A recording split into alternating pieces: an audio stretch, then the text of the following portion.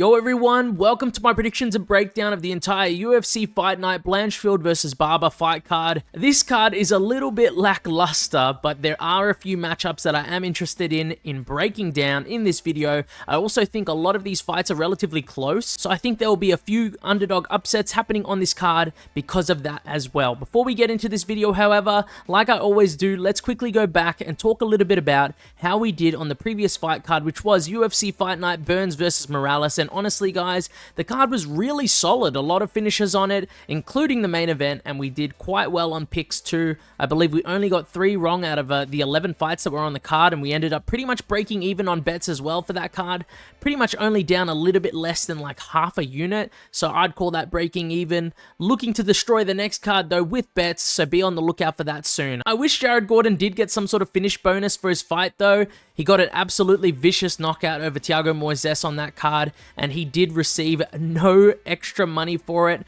The UFC has got to do better for these guys. Anyways, I will be posting the full card betting guide video for this card later on next week when the bet lines are fully out. I also want to talk about the subscribers bet of the week. I want you guys to go into the comment section below and let me know what your favorite bets for this card are, and I'll be taking one person's bet to add for the betting guide next week. This bet may be a specific bet I like, or even the top comment with the most likes on the video. If you think you got a solid bet in mind, feel free to leave a comment in the comment section below, and you may see your comment and bet in the newest betting guide as an addition to the bets. To finally jump into the video, I'll be starting with the prelims and working my way all the way to the main event. Timestamps are in the description and the comment section below if you'd like to skip to any fight in particular.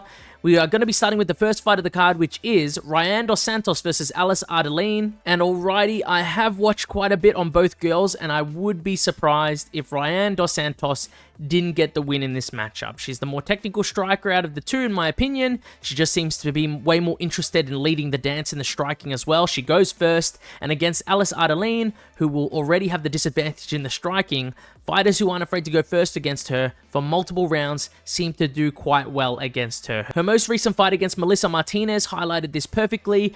She put a solid beatdown on Ardelean from the outside and made her output shrink and shrink as the fight went on. She sort of got robbed of a finish in that fight too, since she threw a beautiful front kick to the body that just shut Ardelean down, and the ref really thought it was a low blow, letting Alice recover with the timeout. Rayanne dos Santos should get this one done, guys. I think she'll even try to mix in the grappling in this one too, but I'd prefer her to keep it standing since Ardelean does have some pretty solid moves in close in the grappling. Her throws are actually quite solid there as well, so I'd prefer her in the striking.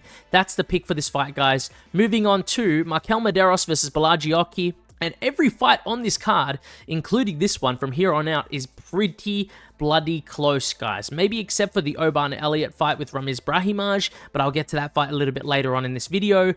But anyways, regarding this fight in particular, I might actually go with the underdog in Mederos to get this one done, and it's because the guy has really been impressing me in all the fights I've been watching. He's not afraid to mix it up.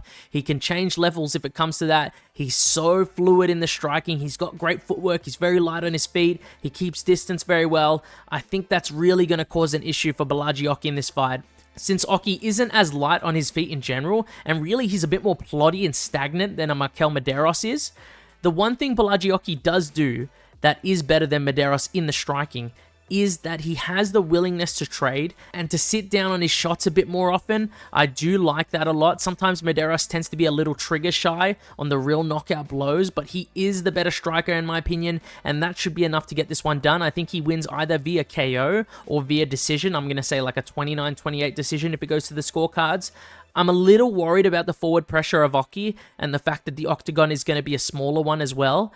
So that's causing a little bit of doubt in my mind, but I do think I will pick Mederos as the underdog in this fight though. Moving on to Jordan Leavitt versus Holobaugh. And this is sort of another 50-50 matchup here. Like I said, a lot of these fights are going to be like this. This is a classic wrestler versus striker matchup in my opinion. I know both guys can do both things. Like Jordan Leavitt has a decent kickboxing game, and Holobaugh has some solid submissions, and he's pretty good at scrambling, honestly. He's got a pretty solid scramble ability. But in this matchup, the easiest way for Holobaugh to win this fight will be to keep this one on the feet, since he's the more technical and the more powerful striker of the two. And for Jordan Leavitt, his main way of winning this fight will be to get this fight to the ground and work top position, his ground and pound, and potentially look for submissions or more dominant positions in the scrambles. I think I'm going to slightly lean towards the underdog in Kurt Holobaugh to avoid a lot of the grappling exchanges. I reckon he gets up if he gets taken down. I reckon he should look to dominate and do damage on the feet. But it is a tough one, guys. This is a close fight. I could see either guy getting a submission here as well. Both guys are pretty good at snatching up something a bit sneaky here. Potentially could be looking for a specific prop on this fight though as well. Kurt Holobaugh will be the pick though. Moving on to Oban Elliot versus Ramiz Brahimaj. And this is a matchup that I think doesn't even make any sense to me, to be honest with you guys. I think this is a step down in competition for Oban Elliot. I would have liked to see him versus some tougher competition since he did get that vicious KO win over Basil Hafez. Ramiz Brahimaj literally will have nothing on the feet for Oban Elliot, so he will be relying on that wrestling game to get this fight to the ground. And if he can't get the fight to the ground, he'll get finished by TKO within 2 rounds. Mark my words, guys. I can see it happening. That's the level difference in striking between these two. I honestly believe that Basil Hafez was a level above Ramiz Brahimaj in my opinion, so I really have a hard time wrapping my head around this matchup. Even in his KO win against Mickey Gall recently, he showed quite a few holes in his striking game to me.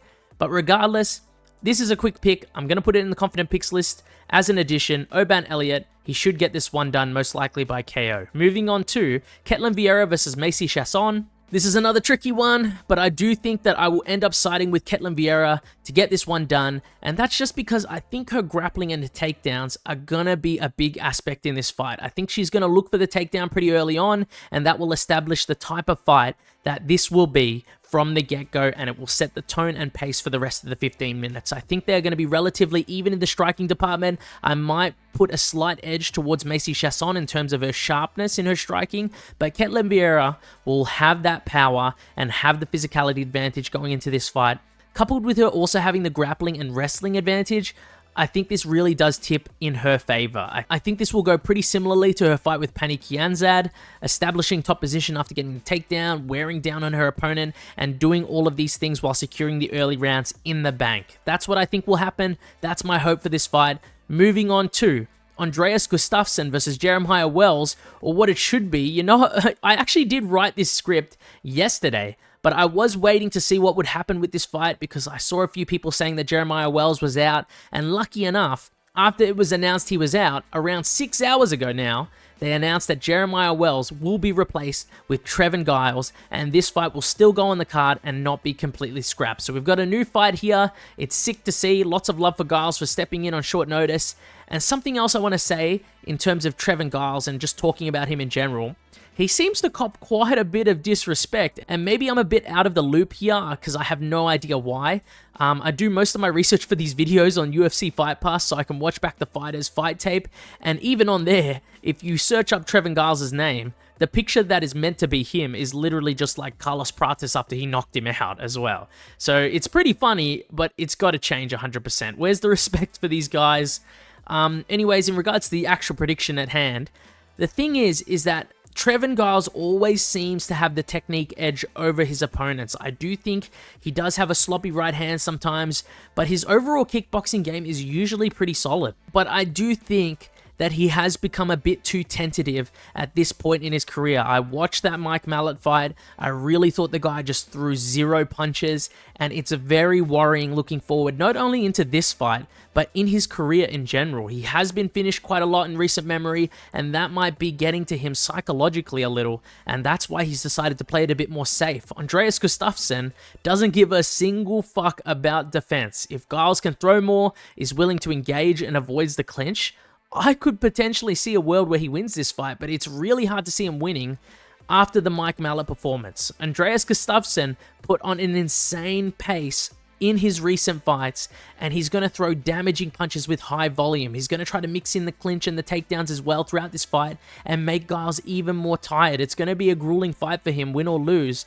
And you know what? I could see Giles having some moments in this fight regardless, but ultimately, I can just see him getting outpaced, outdone, and pushed around a little into losing a decision. I could even see Andreas Gustafsson getting the KO here. He has a lot of sneaky tricks on the feet for a guy that isn't as insanely technical. He does throw a Superman punch that's quite sneaky. I do like it. He makes up for his lack in technique with his explosiveness and his power. I do think Andreas Gustafsson is going to be the pick here. Moving on to Allan Nascimento versus Jafel Filho. Both guys are really solid on the ground, and not just in terms of their offensive wrestling, they have serious finishing potential once it gets to the ground. They usually manage to find some sort of submission, a combined 25 submission victories between the two fighters. I expect there to be a finish at some point in this fight. I think the odds actually opened fairly even, but Nascimento has slowly been creeping more and more towards being a decent favorite in this one. And you know what? I actually do agree with that. I think Nascimento has the better cardio. He's quite durable, so it's hard for me to see him getting finished on the feet. And as strong as both guys are on the ground, I do think that Nascimento will have the edge there. I think he's the better overall grappler. His scrambling ability is just insane. It doesn't matter who he versus. He always seems to get some sort of reversal or dominant position in the fight, in the grappling, with his scrambling ability. The only problem I have with Allan Nascimento is that he has been out for over 2 years now, and that's a really long time away from the sport. I really do hate seeing that. I hate seeing that level of inactivity, especially from someone who's so talented, but I still think he edges the win in this one, either by second or third round submission win, maybe a potential decision win after losing the first round to Filho. Since Filho always seems to start pretty fast, quick, and explosive, I think he will slow down later on this fight and Nascimento will take over. I also think Nascimento's leg kicks are going to do him absolute wonders in this matchup. I can see them playing a massive factor going into this one, since Jafel Filho doesn't really seem to check many and he just takes the full brunt of them right on the front leg's calf muscle. Nascimento is the pick here, guys. We can now move on to the main card, Zachary Reese versus Dusko Todorovic. And before I even get into this pick, I just want to remind you guys that if you do like the content, leave a like on the video, subscribe if you aren't already, just to support a smaller MMA channel on YouTube. But back to the prediction though, guys, I really do think that Zachary Reese is gonna be the pick here and he should win by KO. That's pretty much it, guys, for this prediction. But you're probably thinking, well, it's gonna be in your confident picks list then, isn't it? Then why am I not seeing it on the left-hand side? I was close to putting it in there, but it's just that Zachary Reese, along with Dusko Todorovic, they're both quite chinny guys. They've also both been finished by KO in the first round recently, and granted, they are taking hard shots from hard punching guys, but it does show their ability to end up in those bad situations and consistently take a lot of damage. I think that Zachary Reese is the better, more technical striker going into this fight. I think he's not bad on the ground either if he does get taken down by Dusko Todorovic. I do think, though, he should focus more on his takedown defense in this matchup and stay on his feet rather than playing guard or bottom position to try to look for submissions, which he seems to do quite a lot because he's always trying to look for that submission on bottom. Dusko Todorovic does have some terrible striking defense though, guys. Every time I watch him, it's like the chin right up in the air, and that's why he's gotten punished the amount of times he has inside the UFC. It's a big problem, and I do think that Zachary Reese is good enough to capitalize on that opening. Even though I don't have the utmost insane amount of confidence in Zachary Reese, I really do think he should get this one done a good amount of the time by KO. Moving on to Dustin Jacoby versus Bruno Lopez. And I feel pretty good going with Dustin Jacoby here, honestly. He's coming off of that win against Vitor Petrino where he was like a pretty sizable underdog going into that fight, and he ended up catching Vitor Petrino and putting him out cold. I actually remember picking Dustin Jacoby in that fight as an underdog because I like the dude's style. He's very elusive, he's quick on the feet in the striking exchanges, he's got a lot of experience in the kickboxing realm, he's been able to transfer a lot of that over into the UFC for the most part. Dustin's got pretty good takedown defense, so unless Bruno Lopez catches him on the feet somehow, I don't see him winning this fight by KO or even by decision. He would have to do what Alonzo Menifield did in this fight with Jacoby, where he pretty much was able to catch him multiple times in different rounds to win this fight. And Jacoby even had a lot of solid moments in that fight where it looked like he was going to get the comeback KO. I just like Dustin Jacoby, guys. The fight is still relatively close. I do think Bruno Lopez did show a good performance in his last fight. I agree with Jacoby being the slight favorite though. I think he wins this one. Probably by decision, I'm gonna say 29-28 by keeping his distance in the striking. If Bruno Lopez wants to win this fight, we're gonna need to see a lot of pressure from him early, on the front foot, walking down Jacoby, not giving him space to move. Bruno Lopez is not a complete slouch on the feet. If he follows that advice, it would open up the most avenues for him with his boxing. I still think that Dustin Jacoby is the pick here. Moving on to the feature fight of the card, Seok Hyun Ko versus Billy Ray Goff. Now hear me out here, guys. I'm sure a lot of you watching this card probably have no idea who the fuck these guys even are and why they would be a feature fight on a card. But let me tell you guys, I know they don't have much name value, but these guys are absolutely going to put on a banger in this fight. A fight that I honestly think won't go to decision a good amount of time. So someone really is going to get finished here. That's what I truly believe. But who is going to be the one who gets finished here? That's the question. Seok-Hoon Ko is the underdog in this matchup, but I do think he might be the more polished of the two when it comes to his fighting style and fight game. He's got a combat sambo background, solid power in his hands with a very in-and-out counter style of stand-up, and his entries for takedowns are super well timed. Billy Ray Goff, on the other hand, although he's not as polished in my opinion, he's more versatile. He's got more weapons in his arsenal on the feet, like his knees, kicks, punches, and elbows, and unlike Seok-Hoon Ko, who favors the more boxing and kickboxing approach. Billy Ray Goff is also relentless, man, in terms of his pressure and his pace. He sets them pretty high in his fights. This can cost him a little bit since it leaves him open defensively in some spots, but he is relatively durable as well, and he just seems to survive some bad spots he finds himself in on the feet. I don't know, guys. If you haven't watched Billy Ray Goff's last fight against Trey Waters, which was an absolute banger, by the way, I really do think that this fight plays out very similarly to that fight, especially if they struggle to finish one another. I think both guys are going to have their moments in this fight, but I think that Seok-Hoon Ko is going to deal the bigger and more damaging shots in this fight, and if he ever gets in trouble with the pressure of Goff, I could see him mixing in the takedowns and it working very well for him. My official prediction for this fight is Seok-Hoon Ko by KO or decision. I think he tags him either with a counter hook or a straight right off the back foot that hurts Goff badly and puts him away. I'm going to go for another underdog pick here, guys, but all of these fights on this card are really bloody close. We are going to see how they all have to play out come fight night. Moving on to the co-main event of the card, Mateusz Gamrot versus Ludovic Klein, and honestly, this might be the most interesting fight on the card for me personally, because I have been thinking about this matchup quite a lot, and honestly, a lot more than a lot of people are probably thinking about it. And this is really a 50-50 in my opinion. At least going into it, we might see a different outcome or a bit switch of pace, or this is going to be the sort of fight that you only can really judge in hindsight. Because what I mean by that is that I don't remember ever seeing Ludovic Klein actually being taken down inside the UFC. If it did happen, I guess it would have happened in his fight against Nate Landwehr by submission loss. But in that fight, Landwehr sort of got him down with front chokes. They weren't specifically takedown attempts. I don't know what truly counts as a takedown attempt, but it definitely was not a trip. It was not a throw. It was not a single or double leg. He sort of just dragged him down with the front choke. So Ludovic Klein's overall takedown defense on paper is relatively sound, and it may be hard for Mateusz Gamrot to get him to the ground unless you start throwing up those sort of front chokes like guillotines or darces like Nate Landwehr did.